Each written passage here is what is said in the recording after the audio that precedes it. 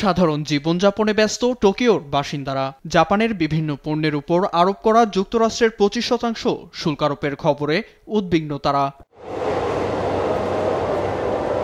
সোমবার জাপান, দক্ষিণ Korea, Cambodia সহ আরও 14টি দেশের পণ্য আমদানিতে চড়া শুল্ক আরোপ করে যুক্তরাষ্ট্র। 1 আগস্ট থেকে তা কার্যকর হবে জানিয়ে সমঝোতার সুযোগও দেন মার্কিন প্রেসিডেন্ট ডোনাল্ড ট্রাম্প। যুক্তরাষ্ট্রের সিদ্ধান্তটিকে উদ্বেগজনক বলছেন জাপানের প্রধানমন্ত্রী শিগেরু ইশিবা। এছাড়া আলোচনায় কাঙ্ক্ষিত ফলাফল আসবে কিনা তা নিয়ে দুশ্চিন্তায় জাপানের ব্যবসায়ী ও সাধারণ মানুষ। 25% শুল্ক আরোপ করে যুক্তরাষ্ট্র জাপানের উপর অভূতপূর্ব চাপ প্রয়োগ করেছে। রপ্তানি ক্ষতিগ্রস্ত হলে আমাদের জীবনযাত্রা প্রভাবিত হবে। 25% শুল্ক আরোপ হয়েছে দক্ষিণ এশিয়ার দেশ দক্ষিণ কোরিয়ার উপর। নির্ধারিত সময়ে মার্কিন প্রতিনিধিদের সঙ্গে আলোচনায় বসতে যুক্তরাষ্ট্র যাচ্ছেন দক্ষিণ কোরিয়ার জাতীয় নিরাপত্তা উপদেষ্টা ওয়াইসুং লাক। তবে এমন আলোচনায় যুক্তরাষ্ট্র ছাড়া অন্য দেশ উপকৃত হবে কিনা এমন প্রশ্ন সাধারণ মানুষের মনে।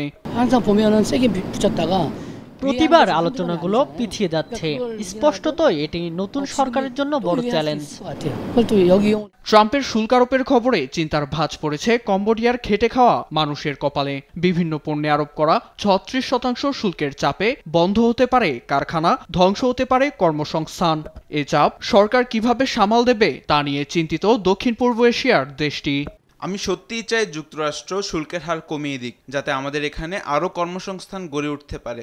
এদিকে দক্ষিণ আফ্রিকার খবরের শিরোনাম ছেয়ে গেছে ট্রাম্পের বাণিজ্য যুদ্ধের খবরে। এতে বিনিয়োগ হারানোর শঙ্কায় দেশটি।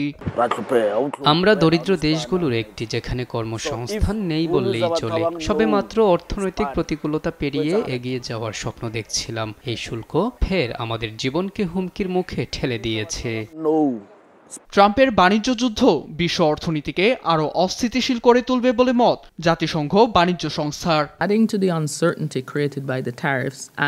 বর্তমান পরিস্থিতিতে 14টি দেশ যুক্তরাষ্ট্রের সঙ্গে আলোচনায় বসে সমাধানের পথ খুঁজলেও খুব বেশি ফায়দা হবে না বলছে অর্থনৈতিক বিশ্লেষকেরা। নীরব দাস, নিউজ ডেস্ক, দেশ টিভি।